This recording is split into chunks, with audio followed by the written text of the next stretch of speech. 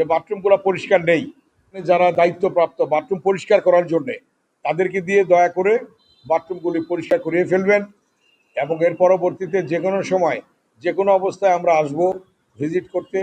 সবাই যেন যার যার দায়িত্বটা আমরা পালন করি, সেই পালন করার মধ্য দিয়ে রুগীদের সেবাটা দিতে পারি, এলাকার জনগণের সেবা দিতে পারি। এদিকে দয়া করে আপনারা একটু খেয়াল রাখবেন। আর এখানে আমরা সবাই এক পরিবার, এই পরিবারভুক্ত হয়ে আমরা জনগণের সেবা দেব।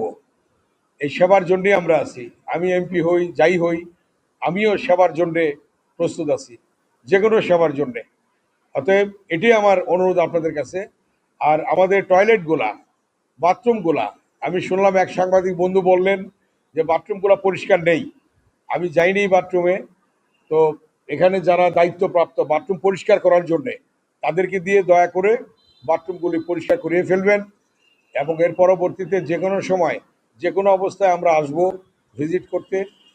আসলে যেন দেখি যে বাথরুমগুলো পরিষ্কার আছে, ওয়ার্ডগুলো পরিষ্কার আছে এবং নিচে পরিষ্কার আছে, সব জায়গায় ড্রেনগুলি পরিষ্কার আছে। এগুলি পরিষ্কার পরিচ্ছন্ন যেন অব্যাহত থাকে। আজকে করলাম, শুরু করলাম, আজকে শেষ, এটা যেন না হয়।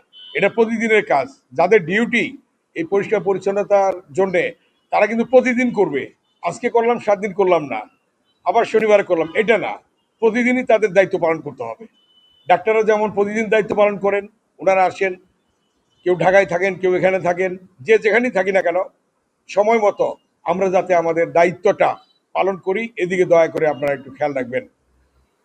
কারণ ডাক্তাররা হয়েছে মানুষের একজন রোগীকে ভালো করার সবচেয়ে বড় কারিগর। তার ব্যবহার দিয়ে, আচার দিয়ে, আচরণ দিয়ে অনেক রোগী এমনি ভালো হয়ে যায়। সেদিকে দয়া করে একটু খেয়াল রাখবেন। আমি দেখেছি, আমার মেয়েটাও ডাক্তারি পড়তেছে এখন, পেন স্টেট কলেজ অফ মেডিসিনে আমার ছোট মেয়ে।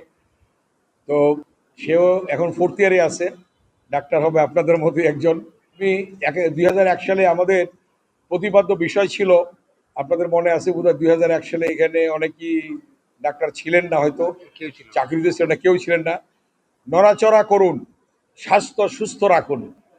নড়াচড়া করুন, স্বাস্থ্য সুস্থ রাখুন। নড়াচড়া করলে আমরা যারা একটু মোটা আছি চিকন হয়ে যাব, একটু হাঁটতে হবে। এগুলি অ্যাডভাইসগুলি করবেন।